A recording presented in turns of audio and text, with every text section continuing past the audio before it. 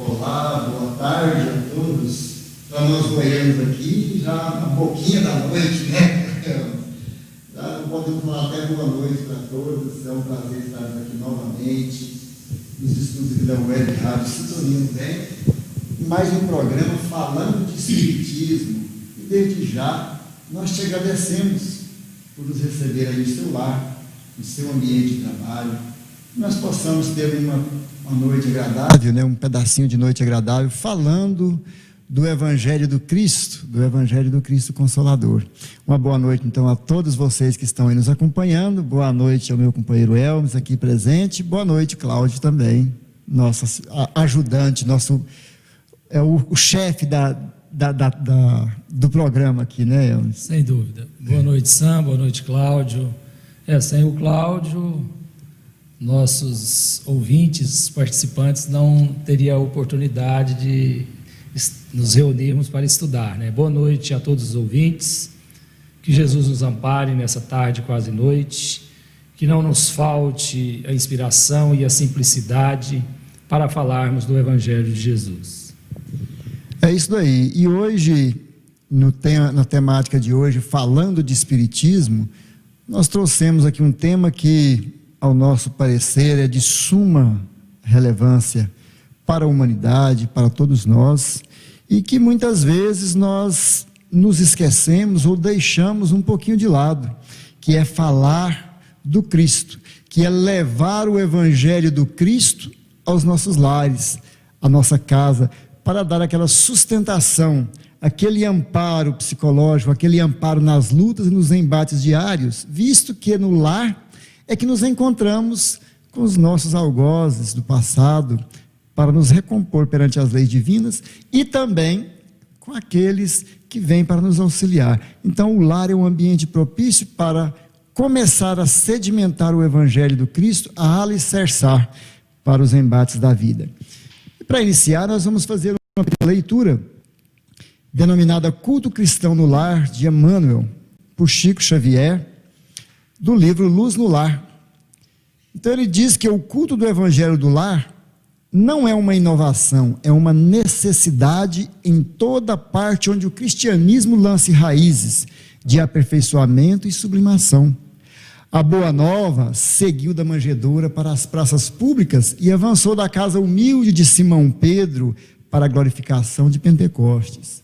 A palavra do Senhor soou primeiramente sobre o teto simples de Nazaré, e certo se fará ouvir de novo por nosso intermédio, antes de tudo, no círculo dos nossos familiares e afeiçoados, com os quais devemos atender às obrigações que nos competem no tempo. Quando o ensinamento do Mestre vibre entre quatro paredes de um templo doméstico, os pequeninos sacrifícios tecem a felicidade comum. A observação impensada é ouvida sem revolta. A calúnia é isolada no algodão do silêncio. A enfermidade é recebida com calma. O erro alheio encontra compaixão. A maldade não encontra brechas para insinuar-se. E aí, dentro deste paraíso, que alguns já estão edificando, a benefício deles e dos outros, o estímulo é cântico de solidariedade incessante. A bondade é uma fonte inexaurível de paz e entendimento. A gentileza é a inspiração de todas as horas. O sorriso é a sombra de cada um, e a palavra permanece revestida de luz, vinculada ao amor que o amigo celeste nos legou. Somente depois da experiência evangélica no lar, o coração está realmente habilitado para distribuir o pão divino da Boa Nova junto da multidão. Embora devamos o esclarecimento ao amigo e o conselho santificante aos companheiros da romagem humana em todas as circunstâncias. Não olvidemos assim, meus irmãos, os impositivos da aplicação com Cristo no santuário familiar, onde nos cabe o exemplo da paciência, compreensão, fraternidade, serviço, fé e bom ânimo sob o reinado legítimo do amor, porque estudando a palavra do céu, em 4 evangelhos que constituem os testamentos da luz, Somos, cada um de nós, o quinto evangelho inacabado, mas vivo e atuante. O que estamos escrevendo com os próprios testemunhos, a fim de que a nossa vida seja uma revelação de Jesus, aberta ao olhar e à apreciação de todos, sem necessidade de utilizarmos muitas palavras na advertência ou na pregação. E embora saibamos, da importância do Evangelho, temos dificuldade em colocar o Cristo em nossa vida como prioridade. Nunca se falou tanto em Cristo, nunca se teve tanto oportunidade em cristianizar-se, em face da vasta literatura que temos, e a oportunidade em que cada religião também se utiliza desses mecanismos. E então, em todos os segmentos religiosos, nós percebemos esta continuidade do Evangelho e este momento. E a pergunta que nós fazemos hoje, para que nós possamos iniciar o nosso programa e para que nós possamos conversar aqui, é o seguinte: será que a humanidade tem dificuldade em entender a proposta do Evangelho, ou suas maiores dificuldades está em renunciar aos prazeres que a vida material proporciona? Sam, diante dessa belíssima lição de Emmanuel, e acho bacana quando ele fala que nós somos aí o quinto evangelho, inacabado, estamos escrevendo através das nossas experiências. E quando você lendo, me lembrei da passagem quando Jesus escrevia na areia, lá na praça, enquanto os julgadores da mulher equivocada estavam ao lado dela, indagando Jesus. E a gente percebe que Jesus não escreveu nada, a gente sabe que Jesus não escreveu nada, melhor dizendo.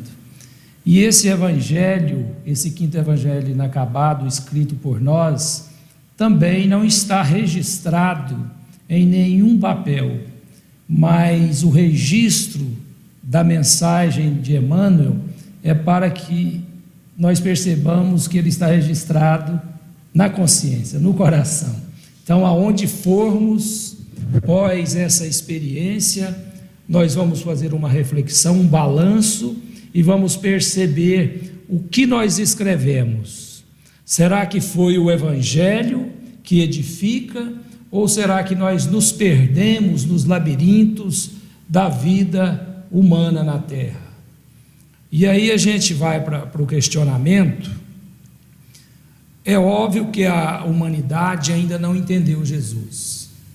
Nós ainda não compreendemos, esse espírito singular que esteve entre nós, trazendo a mensagem de Deus na sua proposta mais próxima e mais verdadeira. Ele foi o Evangelho vivo, por isso que ele não precisou descrever, As anotações foram para nós, para a posteridade, mas ele foi o Evangelho vivo, vivido na terra. Então, com certeza nós ainda não compreendemos. Por não compreendermos, então as ocupações do mundo com os prazeres e os desejos e a ambição da conquista das coisas nos faz ainda estar mais distantes. Aí a gente precisa de compreender o capítulo 16º do Evangelho segundo o Espiritismo, onde fala que não devemos servir a dois senhores, ou não devemos servir a Deus e a Mamon. Mas a nossa facilidade, aquilo que é palpável, para nós se torna verdadeiro, embora temporal, porque a existência escapa no piscar de olhos, e a gente ainda continua servindo ao Senhor que agrada momentaneamente os nossos 5 sentidos. É interessante o que você falou, Elmas, porque temos uma dificuldade parece que o ser humano, ele prefere, como diz o outro assim, eu fico com o que eu vejo, porque o Cristo ainda é uma oportunidade, e parece que eles percebem que essa oportunidade está sempre presente, que essa oportunidade estará sempre à disposição. Mas parece que a coisa não é bem assim, né? Nós temos essa necessidade de edificar este evangelho em nós, justamente para escrever a nossa história. Porque ao sair deste mundo material, este mundo que nós valorizamos tanto, que nós servimos, que nós nos colocamos tanto à sua disposição, que às vezes nós distanciamos do Cristo, usamos o Cristo apenas nos lábios, e isso às vezes pagaremos um alto preço. Eu estava fazendo o culto no lar, né, com minha esposa, na terça-feira, e nos deparamos com essa leitura do livro Vinha de Luz, exatamente sobre isso. Eu vou fazer antes de nós entrarmos no questionamento do culto no lar, né? Então, esse é do item 70, guardemos o ensino, é do livro Vinha de Luz por Emmanuel. Ele diz: ponde vós estas palavras em vossos ouvidos, Jesus. Está em Lucas capítulo 9, versículo 44. Muitos escutam a palavra do Cristo, entretanto, muito poucos são os que colocam a lição nos ouvidos. Não se trata de registrar meros vocábulos, e sim fixar apontamentos que devem palpitar no livro do coração. Não se reportava a Jesus à letra morta, mas ao verbo criador. Os círculos doutrinários do cristianismo estão repletos de aprendizes que não sabem atender a este apelo. Comparecem às atividades espirituais, sintonizando a mente com todas as inquietações inferiores, menos com o Espírito do Cristo. Dobram joelhos, repetem fórmulas verbalistas, concentram-se em si mesmos, todavia, no fundo, atuam em tarefas distantes do serviço. A maioria não pretende ouvir o Senhor, e sim falar ao Senhor, qual se Jesus desempenhasse simples função de pajem, subordinado aos caprichos de cada um. São alunos que procuram subverter a ordem escolar. Pronunciam longas orações, gritam protetos, alinhavam promessas que não podem cumprir, não estimam ensinamentos, formulam imposições, e à maneira de loucos, buscam agir em nome do Cristo. Os resultados não se fazem esperar: o fracasso, a desilusão, a esterilidade e a dor. Vão chegando devagarinho, acordando a alma dormente para as realidades eternas. Não poucos se revoltam desencantados. Não se queixem, contudo, senão de si mesmos. Ponde minhas palavras em vossos ouvidos, disse Jesus, pois o próprio vento possui uma direção. Teria, pois, o divino mestre transmitido alguma lição ao acaso? Então, olha que advertência bacana que tem no livro Consolador, onde fala, no livro Vinha de Luz, onde Emmanuel vem trazer exatamente essa pequena frase de Jesus: ponde as minhas palavras em vossos ouvidos. Embora a gente ouça as palavras do Cristo, mas nós impomos a Ele condições, porque nós, às vezes, quando nos reportamos a Cristo, nós colocamos Cristo na condição de um atendente dos nossos desejos, de nossas necessidades, e necessidades que não são as necessidades essenciais, pois as necessidades essenciais são as necessidades eternas. Justamente, essa leitura, assim, belíssima, né? E como ela traduz a realidade nossa hoje. Estamos em desespero, né? Estamos revoltados, se ouvem muito, né, falar essa peste que assola a humanidade, essa maldição.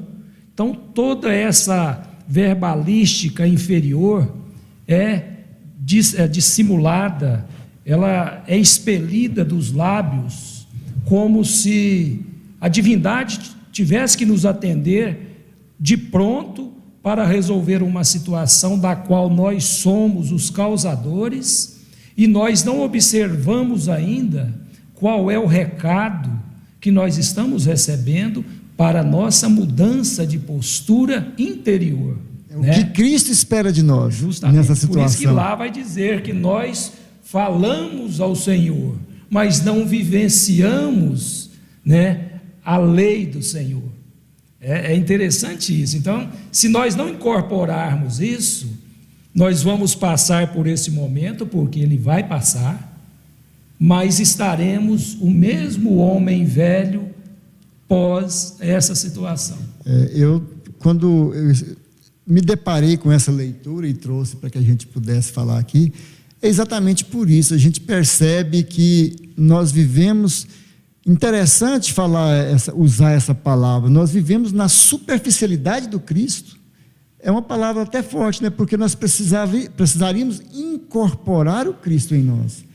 E nós colocamos Cristo tão na superfície que é tão fácil a gente chegar a Ele para lá e usar das coisas que são necessárias, que nós supomos necessárias para a nossa vida. E o tema de hoje, e que nós vamos falar aqui, é de suma importância, principalmente para que a gente possa entender o que Cristo espera de nós e o que podemos fazer para caminhar mais firmemente e com mais coerência em direção ao Cristo, que é exatamente sobre o Evangelho no Lar, né? Pois nós sabemos que o Evangelho no Lar tem essa propriedade, de implantar o Cristo nos corações e nos dar também proteção e segurança para a vida. Mas muitas famílias não têm o hábito do Evangelho no lar. O que leva, ao que se deve a isso, no seu ver? Voltando à lição que você fez agora, antes desse questionamento, a gente percebe que lá vai dizer que o Evangelho, ou o culto do Evangelho, não é nada novo, não é uma inovação, é uma necessidade do Espírito imortal, especialmente vestindo um corpo de carne. Pode até repetir essa frase, né? Ela é uma necessidade, não é nada novo, é uma necessidade o culto no lar. Então a gente gira, né? Mas é um giro, a gente fica em torno do Cristo, né? Esperando que o momento difícil chegue para a gente acessá-lo, como se fosse, né, uma máquina. Quando você falar assim, fica aqui, se eu precisar eu chego. Eu te chamo. Se eu precisar eu chego.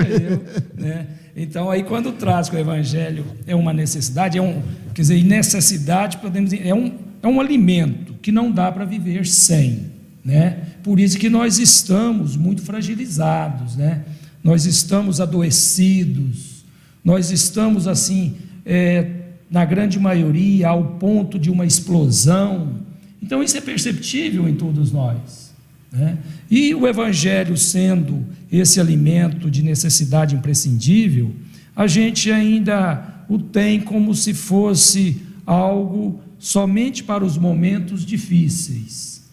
E ele é uma terapia, ele é um psicoterapeuta que vem nos ajudar sempre. Agora é preciso desse bom hábito, né? Então a gente fica assim, nos perguntando, por que a gente precisa de falar, gente, o Evangelho no lar, quando que nós vamos começar, a importância, qual é, né, o subsídio que ele traz ao coração humano sofrido, né?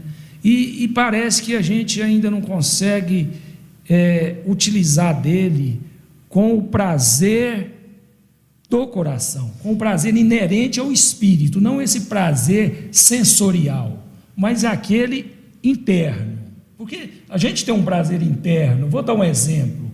Quando você vai ser pai ou mãe, e aqueles momentos que precedem a chegada desse rebento, e quando ele chega, a emoção é tamanha, que você abraça, que você assim beija a sua esposa naquele momento, ou o esposo, e você fala, você nem não fala, você suspira, porque aquilo te tocou profundamente, marcou para a eternidade. Uma graça divina. Então esse é o prazer do espírito, não estamos falando do sensorial. É interessante quando nós falamos que nós colocamos o Cristo à nossa disposição no cantinho, para que a gente possa acessá-lo nos nossos momentos de dificuldade. Nós vamos levando a nossa vida aqui, e se precisar eu chego ali, é mais ou menos por aí.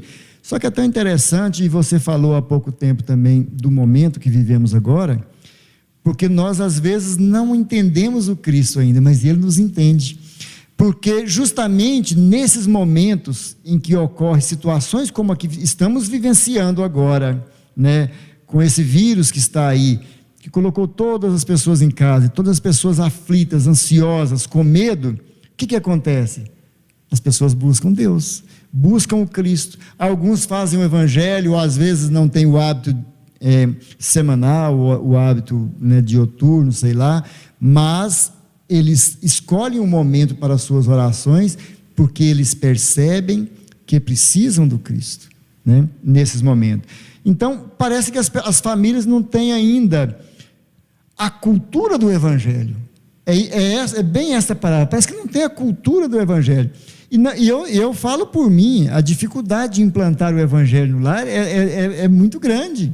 A gente peleja um horário, muda o horário, esse não dá certo, aparece uma coisa, aparece outra, um não pode, o outro não pode, mas a gente precisa lutar sobre isso, né, Elmer? A gente precisa levar adiante. E quando você falou dessas adequações, nós vamos adequando o Evangelho de conformidade com as nossas pretensões, os nossos hábitos, né? Tudo isso, o Evangelho tem que se adequar a nós. Me lembrei, quando você falou isso, de sermos espírita. Então, eu como um cidadão, como todos nós cidadãos no mundo, né, ocupando as nossas tarefas, encargos, enfim, toda essa condição temporal, eu me lembro que assim, a gente não pode levar, por exemplo, a minha condição, digamos que eu fosse um advogado, levar a condição de advogado para dentro do espiritismo. Eu preciso de trazer o espiritismo para dentro da advocacia. Então, a gente vê o Evangelho dessa forma. Nós estamos, né, querendo enquadrar o Evangelho de acordo com os nossos maus hábitos. E o Evangelho precisa de fazer presença em todos os nossos lugares, em toda a nossa condição, em todas as nossas realidades da vida. Ele precisa de prioridade. Prioridade. Você falou uma coisa muito certa aqui, para que todos nós possamos refletir. Nós não temos que encaixar o Evangelho no lugar oportuno, nós temos que dar a ele a oportunidade, a prioridade, e nós é que nos encaixamos em sua volta, né? Mais ou menos por aí. Tem que ser assim, né? Porque enquanto a gente estiver, né, achando que o Evangelho é apenas um agregado, um aderente, né, alguma coisa que a gente busque quando nós acharmos que é necessário, nós vamos continuar vivenciando, né, esse mar de sofrimentos. É óbvio que a escola terra nos oferece todas essas oportunidades das dificuldades, mas as dificuldades podem ser encaradas com melhor ânimo, com bom ânimo, né? O Cristo, assim já tinha falado, tendes bom ânimo, mas nós não temos condições de ter bom ânimo. Tendes bom ânimo, eu venci o mundo, né? Mas a gente quer vencer, ou seja, nós queremos a melhor situação com o melhor esforço. Com menor esforço. Justamente, melhor resultado com melhor esforço. Exatamente. Né? E nessas questões aí, nos reserva assim, dizer que, olha, é tempo, o Evangelho precisa de ter uma ocupação dentro de você como o ponto principal da sua vida. Entenda o Evangelho como instrução, mas mais profundamente como vivenciamento no seu dia a dia. Um homem comum de bem, capítulo 17, o homem de bem. Então precisa de ser posto dessa forma. Exatamente. Diz Emmanuel que se o homem é uma partícula divina da coletividade, o lar é a célula sagrada de todo o edifício da civilização humana. E o espírito Neio Lúcio, ele fala que o primeiro culto no lar foi realizado por Jesus na casa de Simão Pedro, né? Então, Jesus foi quem implantou o culto no lar. E nós precisamos dar seguimento a essa proposta de Jesus. Porque se ele iniciou essa proposta, é como se ele dissesse, olha, eu quero estar assim e sempre estarei, quando ele diz, quando estiver reunido um ou mais, eu estarei no meio deles. Então, sempre o Cristo estará próximo de nós. E se nós temos o Cristo nas nossas proximidades, vai facilitar muito para a gente atravessar esses momentos de ansiedade e de sofrimento, de conflitos, né, psicológicos, tanta gente passando tantas dificuldades. Sem Cristo não dá para passar. Não dá. E você vê, eu trouxe uma mensagem aqui pequena de Emmanuel, e ele vai dizer assim: quando o evangelho penetra o lar, o coração abre mais facilmente a porta ao mestre divino.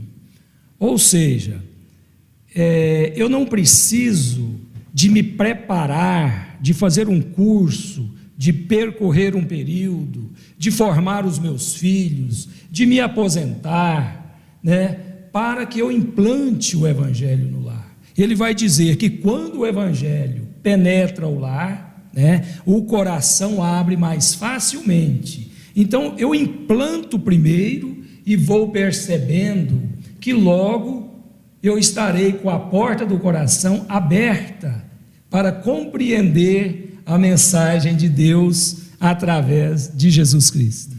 Então vamos falar agora dos benefícios do evangelho no lar. Eu até achei bacaninha, né, o postzinho do nosso, o tema do nosso programa de hoje, né? Aquela luz que vem do alto, iluminando aquela casa que tinha o evangelho, né? E é assim que André Luiz fala que visualiza os lares, né? Como eles são iluminados, como são focos de luzes, né? Então, vamos falar um pouquinho dos benefícios, Elmos. Quais são os benefícios do evangelho no lar, para que a gente possa de vez implantar, né? E todos aqueles que estão nos ouvindo, implantar o evangelho no lar, para que se tenha segurança na vida.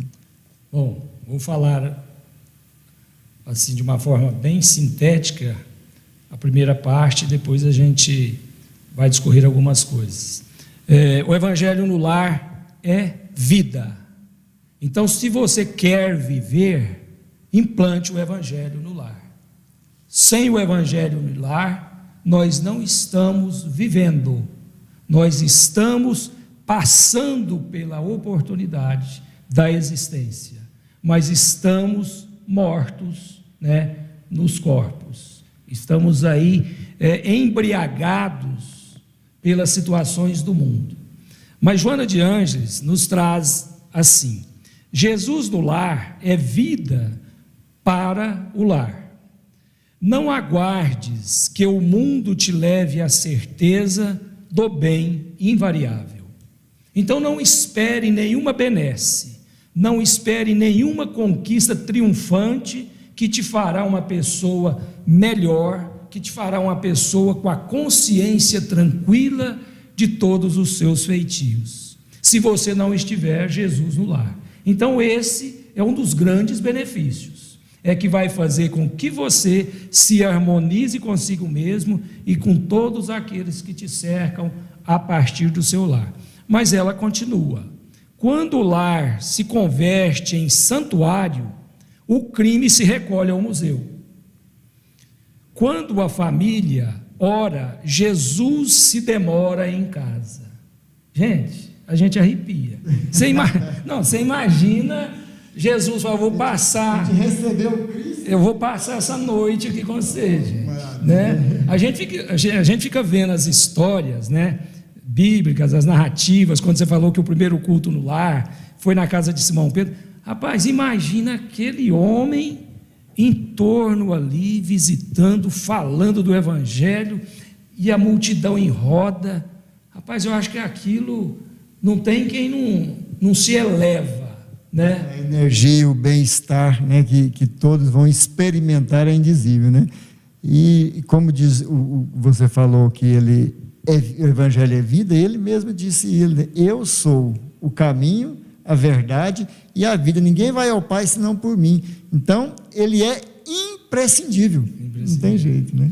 Ela continua, só finalizando: quando os corações se unem nos liames da fé, o equilíbrio oferta bênçãos de consolo e a saúde derrama vinho de paz para todos. E aqui nós vamos fazer um adendozinho. E quando ela fala que a saúde se derrama, como vinho de paz.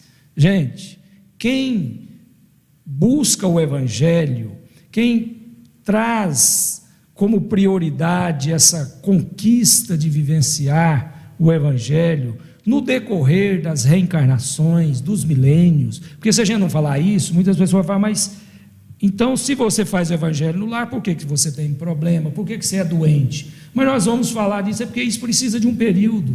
Nós começamos o Evangelho há pouco, né? Nessa atual reencarnação, creio que na anterior passamos em branco. Passamos em branco, né? Não escrevemos nada de bom. Não escrevemos nada na nossa então, história. quando ela fala dessa saúde, é a saúde espiritual, né? Porque o homem integral, na sua saúde plena, ele não adoece no corpo, no sentido de ficar reclamando de tudo que vem, porque essa doença do corpo, ela na verdade é remédio.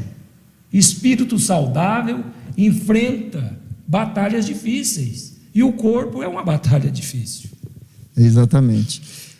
A casa espírita receita também, Hermes, como tratamento, né, o passe, em todos os lugares que nós vamos, temos o passe, e a água fluidificada como tratamento para aqueles que querem buscar uma melhora, além, né, de estar sempre em oração. Agora eu digo o seguinte: o Evangelho em casa, aliado ao passe e à água fluida, não seria esse terceiro medicamento, e aqueles que realmente ia promover uma imunidade para uma vida feliz? Sem dúvida, eu até diria que não é um terceiro estágio. São 3 situações intrínsecas, imprescindível para a saúde integral, né? Esse é o kit, né? Nós temos o kit do Covid, esse aqui é o kit para uma vida saudável. Para uma vida 3 saudável, medicamentos nós estamos dando aqui então, hoje. a casa espírita oferece tudo isso, e o lar também oferece tudo isso. Não precisamos de buscar lá fora, não está escrito isso? Exatamente. Né? Então busque dentro de você. Então a sua primeira casa, né, extra o interno, é a sua casa, o seu lar. Ali é aonde o Evangelho circunda, é aonde Jesus atua, é aonde os espíritos benfeitores fazem visitas, pernoita com você, é aonde esse momento do culto te faz transcender, te faz perceber situações. Após o culto, a importância de um silêncio, né? Quando eu digo silêncio, é evitar a balbúcia do mundo, como leituras que não são edificantes, programas de televisão que nos traz horror, que traz violência. Então, é manter, após o culto, um certo silêncio interno, né, em torno dos entes queridos, para que à noite nós possamos repousar o corpo e estudar em esferas melhores, em boas escolas, com essa equipe espiritual que nos assiste. Então esse é um dos grandes benefícios, dentre outros, né? Elimina, nos ajuda a nos fortalecermos para não entrarmos em depressão, para não pensarmos em suicídio, para não pensarmos em cometer crime, para não pensarmos em adultério, para não pensarmos em agredir o familiar, para não levarmos contendas para os colegas de trabalho. Está vendo que é uma série de coisas que se adquire ali? Na verdade é um roteiro de segurança, né? É um roteiro de segurança para a vida, mas é imprescindível também aliar a isso daí, Hermes, o impositivo da vontade, né? O Livro dos Espíritos fala muito sobre isso, né? Se é muito complicado você vencer as imposições, mas você é muito simples, apenas com um pouquinho de vontade, só de imprimir a força da vontade. Um pequeno esforço. Um pequeno esforço da ação, movimentar a fé.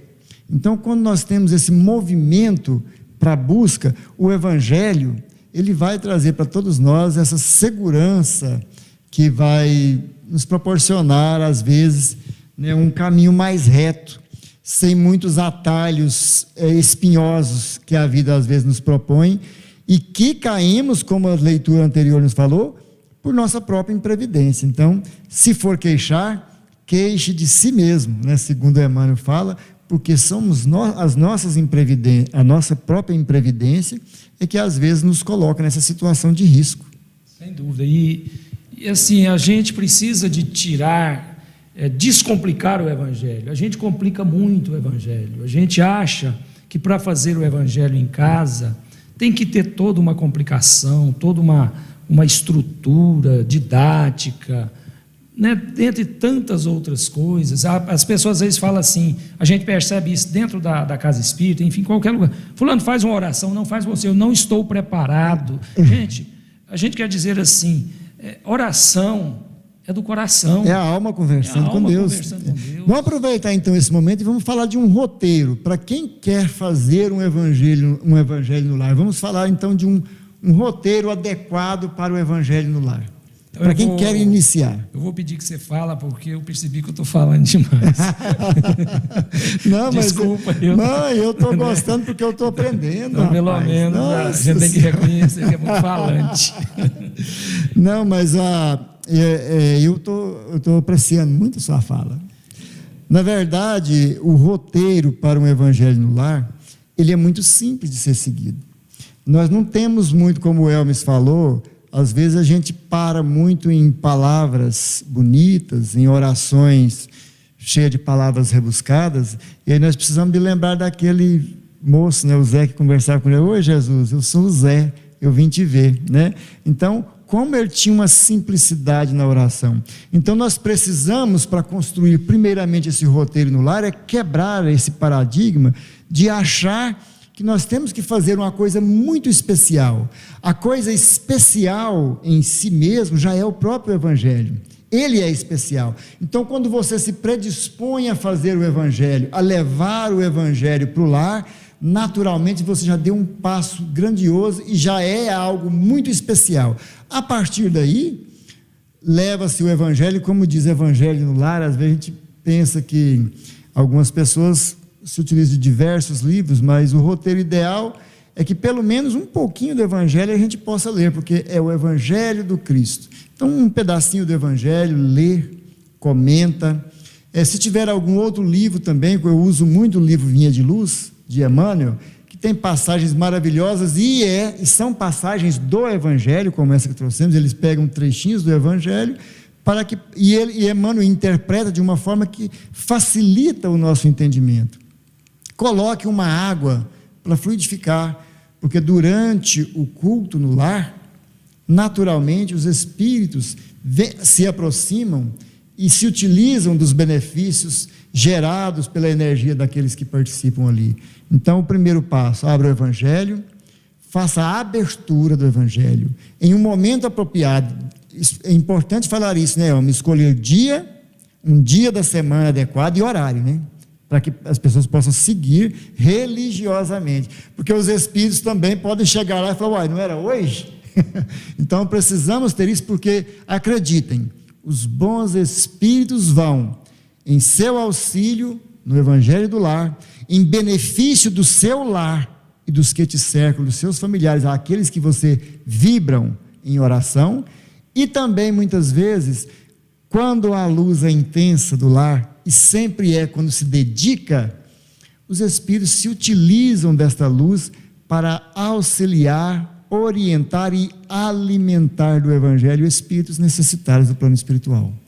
E são muitos que vão acompanhando, né, essa pleiade de bons espíritos que estão conosco no lar, participando, senta à mesa, naquele banquete divino, aonde ali eles aproveitam para se nutrir do evangelho também, e ao mesmo tempo, né, promover um tratamento em cada um de nós que estamos cansados, sofridos, e às vezes não queremos recorrer ao mestre.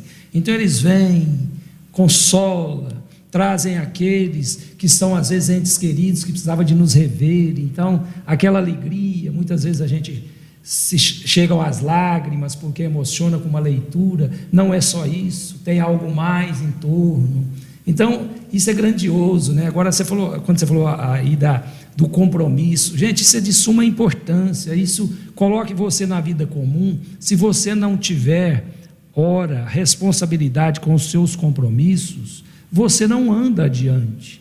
Os espíritos também trabalham incessantemente com muita responsabilidade. Então, cabe a nós. O culto do Evangelho no Lar precisa do dia, precisa da hora, rigorosamente cumprido. Quem faz o tempo é você, não são as coisas que ditam o tempo para você. Então, isso é fundamental também, né? É porque o culto no lar é uma bênção que às vezes a gente experimenta, e é interessante também que quando se for fazer o culto no lar, não se utilizar do culto para alimentar as farpas, né? É comum às vezes em casais que, né, não dá recado, né? Abre aleatoriamente o Evangelho, que nós podemos, né, seguindo o nosso roteiro também, nós podemos fazer a leitura do Evangelho seguidamente, toda semana faz uma leitura, interpreta, ou pode-se também abrir aleatoriamente e interpretar aquela leitura, né? Às vezes acontece de abrir na mesma leitura, falar, abrir na mesma, então não é. Às vezes é porque nós não aprendemos a lição, precisamos repeti-la. E é muito importante, quando abrir uma leitura e começar essa leitura do Evangelho, não olhar para a companheira ou para o companheiro e falar assim, agora você vai escutar certinho o que você está precisando. Na verdade, não é para você. Nós precisamos parar de achar e ter a mania de que nós temos que consertar o outro, que as leituras que nós aproveitamos, que achamos interessantíssimas, é para o outro. Quando nós despertamos para uma leitura que achamos ela interessante demais, que a gente pensa no outro, na verdade é porque ela mexeu com algo que precisava ser mexido. E lembrando, né, Sam, que o Evangelho no lar é harmonização, é conexão, então não é sermão. Então, quando a gente compreende isso, fica mais fácil. Muitos perguntam, mas qual o tempo? Olha, não engesse o Evangelho no seu lar. Seja livre. O Evangelho é uma conexão com Deus. Nós usamos, né, do livro, nós usamos desse momento, é para que a gente relaxe, se sinta, né, realmente ao lado do Cristo, aqueles tempos do Lago de Genezaré. Mais ou menos isso para a gente entender. Segundo a espiritualidade, o tempo do Evangelho, você pode começar, a espiritualidade costuma dar o tempo necessário, às vezes é um pouquinho menos, às vezes um pouquinho mais, mas não deve se exceder mais do que 30 minutos também, né? Então, o Evangelho no lar seria o ideal. Quando a gente vê isso, a gente fala isso, a gente observa assim, a pessoa fica 2 horas de frente a uma televisão assistindo filmes ou assistindo outros programas, fica nas redes sociais passando mensagem por mensagem, imagem por imagem, de todos os padrões, e não tem paciência de ficar 15, 20, até 30 minutos, falando das coisas que você pode interpretar, as faces que a lição trouxe para você, né? Incorporando, fazendo com que aquilo, né, ajuda a escamar, né, todas aquelas impurezas que você sabe que as tem, mas precisa de expeli-las. Então esse é o grande momento, essa é a grande importância que o Evangelho nos proporciona, de redimirmos sem maiores dificuldades. E quando for fazer o Evangelho, é muito interessante a gente não querer fazer, assim, eu vou fazer o Evangelho para ter essa benesse, ou para me cumprir com o papel de cristão, ou cumprir com o papel da família. Faça o Evangelho iniciando, fala assim, é o meu ensaio diário, é o meu ensaio semanal para a minha conexão com Deus. Eu vou estabelecer uma conexão a partir de agora, e essa conexão vai ser construída, ela não vem de imediato. Às vezes o Evangelho fica enfadonho, fica difícil, a gente desanima, é assim mesmo. A própria espiritualidade permite que espíritos nos assediem para testar a nossa fé e a nossa persistência. É necessário ter perseverança no Evangelho, né? Perseverança. Eu muitas vezes interrompi o Evangelho, eu dou a minha mão à palmatória. Muitas vezes eu interrompi o Evangelho por falta de perseverança, por pequenos obstáculos, né? Hoje a gente tenta rigorosamente trazer o evangelho e mantê-lo, né, disciplinadamente naquele horário, com a família, daquele jeito. Porque quando se estabelece uma conexão, é maravilhoso. Quando termina, às vezes a gente termina um culto, aquele culto que foi perfeita a conexão. Você termina e fala, oh meu Deus, isso aqui podia persistir mais tempo. Esse dia Jesus demorou na sua casa. Esse dia demorou um pouquinho mais. Porque o dia que você faz de qualquer jeito e não conecta, outros vão demorar na sua casa, não duvidem disso. Exatamente. Acho interessante também a gente abordar, às vezes pessoas ficam na dúvida e vai dizer assim, mas qual horário eu devo implantar? A hora que der mais certo, escolha um horário. Pode ser de manhã, você vai se preparar para o dia. À noite pode ser à noite, você vai se preparar para o sono da noite. Então, tudo isso, né, não tem nenhuma, assim, alguma situação que te impeça, que diz... Não tem uma regra engessada para isso, né? Justamente, não engessa isso, fique à vontade, mas faça o evangelho. Comece, porque isso virá ao seu tempo, a sua casa vai estar mais protegida. Se vocês têm muitas contendas dentro de casa, isso vai diminuindo. A gente fala, mas não melhorou de tudo. Mas se não fosse o culto, seria pior. De vez em quando eu falo em casa. Falo, vocês viram o tanto que nós melhoramos. Ué, mas parece que não melhorou tanto, mas se não fosse, talvez hoje nós já estávamos indo nos tapas. É muito importante a gente fazer essa avaliação com muita descontração. A gente não ter essa cobrança de falar assim, nossa, mas eu faço o evangelho há tanto tempo, minha vida não melhorou nada, só piorou. É igual o Elmer acaba de falar.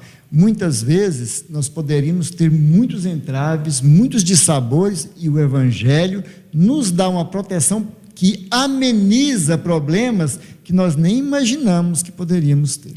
Agora tem uma coisa interessante que eu já ouvi, né, já vi ocorrer, e nós precisamos falar sobre isso. Às vezes a gente vê manifestações espirituais no culto no lar, né? Isso é adequado? Não, não é adequado. A gente vai abrir um parênteses aqui para dizer o seguinte: se porventura houver alguma situação que não há talvez como impedi-la, preste atenção, observe, não tema, porém busque a partir desse momento e do próximo fazer com que essa sensibilidade não atraia, né, espíritos para comunicar, porque não é o local, não é o objetivo. O objetivo é outro. As comunicações são dadas em reuniões mediúnicas e não no culto cristão no lar. Vamos aqui dar um outro exemplo. Se nós estivermos num grupo de estudo, se nós estivermos na palestra pública, não é bom a manifestação, mas já ocorreu. Então, nem por isso recrimine a situação e nem tema pela situação. Apenas busque se interiorizar e compreender que esse não é o objetivo. Né? O culto no lar, o objetivo principal é preparar o ambiente e trazer uma proteção necessária para aquele ambiente e para aqueles que ali convivem.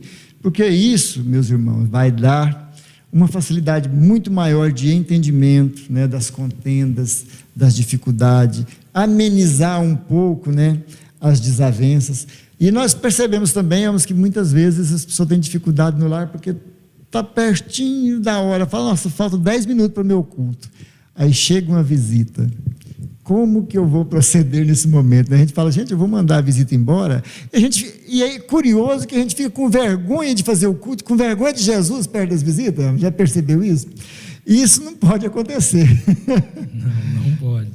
Eu costumo fazer assim. Eu já divulgo, né, tem muitos anos que eu divulgo para o meu círculo mais próximo. Dia tal é dia do meu culto, no horário tal. Então já está bem avisado. Não me liga, porque se ligar o telefone não será atendido. Às vezes toca, minha esposa fala, bem, se for qualquer coisa grave, nós estamos aqui em oração. 15 minutos não será, né, o fim do problema. Então, até que a gente organize, Então dá tempo, vamos continuar o culto. Mas enfim, voltando à pergunta, como proceder se chegar uma visita? Convide-o para sentar à mesa e não protele, não deixe o horário passar. Se ele não conhece Cristo, apresente. Vai conhecer naquela hora. Vai conhecer. Quem sabe Jesus mandou ele lá naquela hora para que o evangelho fosse apresentado para ele. Exatamente. Não é? É isso, é a hora. Mas ele está embriagado, é a hora. Convide. Se ele não quiser e for embora, mas está bom. Ele vai levar consigo uma dúvida. Por quê que eu não fiquei? Mas e eu cheguei lá, o que é o evangelho no lar? Quem sabe amanhã vai falar, Sam, tem jeito de você dar uma dica aí? Exatamente. Então é muito importante que a gente continue, não pare, né?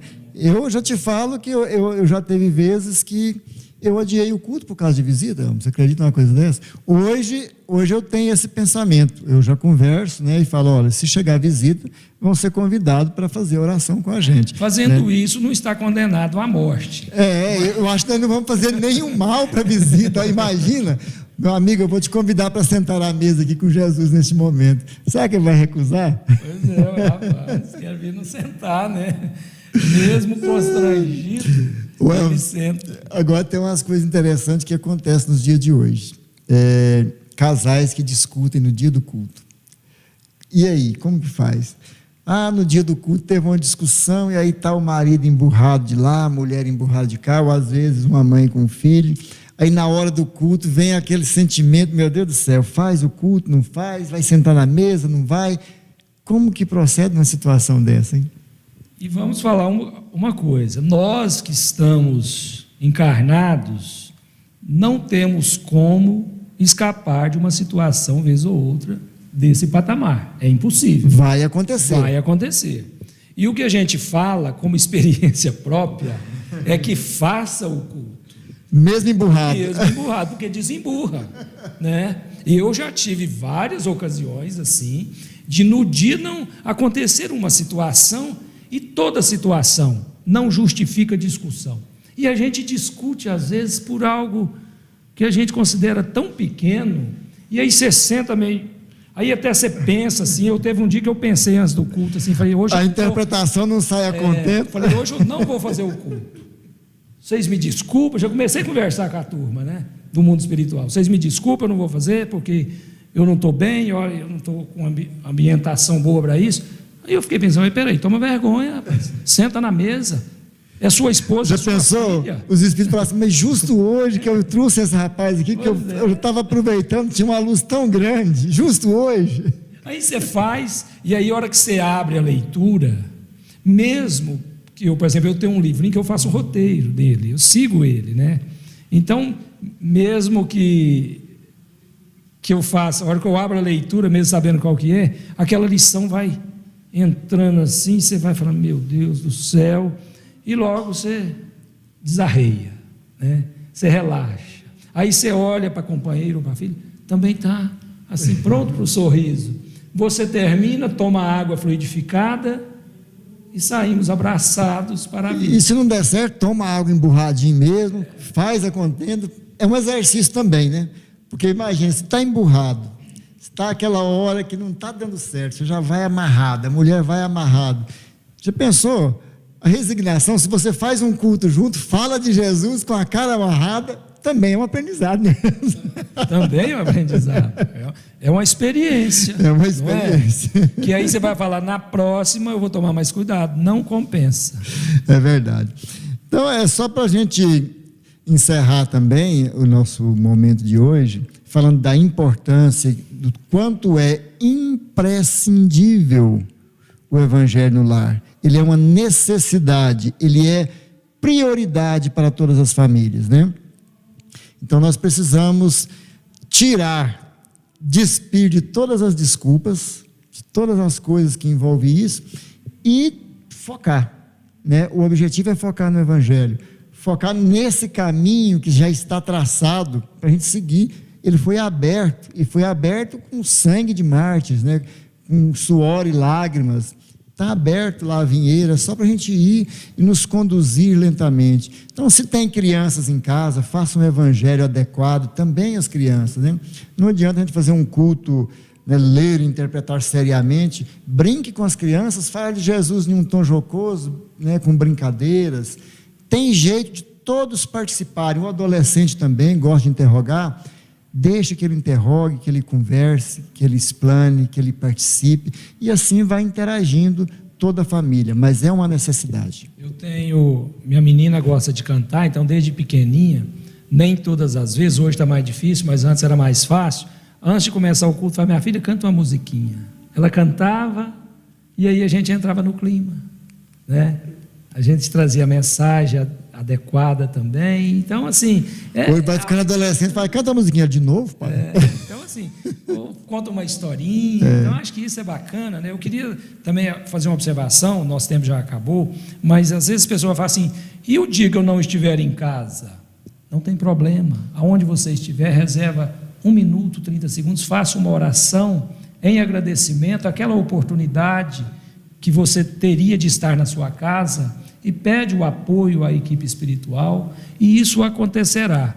Mas assim, seja responsável. Eu tenho um compromisso, marque o compromisso para depois do culto.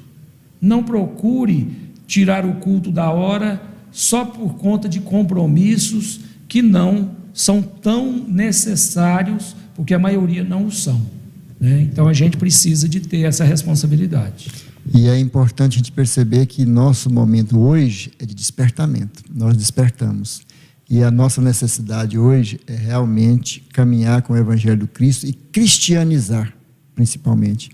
Então, meus irmãos, eu agradeço imensamente, né, por ter nos recebido aí. Esperamos ter contribuído um pouquinho mais, falando a respeito da importância do culto cristão no lar.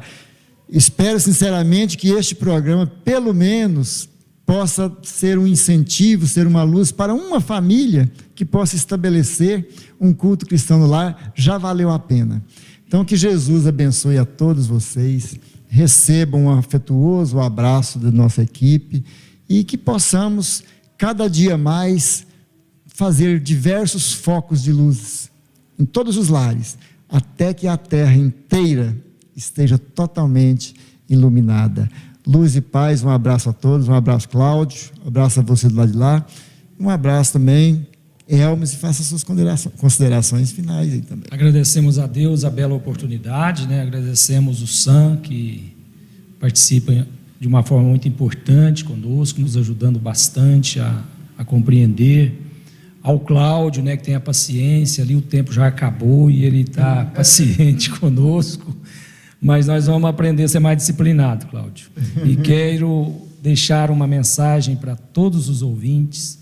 Gente, o Evangelho é vida, o Evangelho é saúde, o Evangelho cura as mazelas, o Evangelho nos tira dos descaminhos, o Evangelho nos prepara para as lutas difíceis, o Evangelho nos liberta de ideias inferiores, de suicídio, de pensamentos, de monoideias que nos trazem muito mal. Então façamos o Evangelho, implante. Se tiver dúvida, nos conecte às casas, que há ali até pessoas que podem ir te ajudar a fazer o primeiro, só para te mostrar na simplicidade, porque não existe nenhuma formalidade. Enfim, nós já falamos sobre isso, e queremos nesse momento, né, dizer obrigado, Senhor, pela oportunidade do Evangelho vivo em nós, que é Jesus Cristo.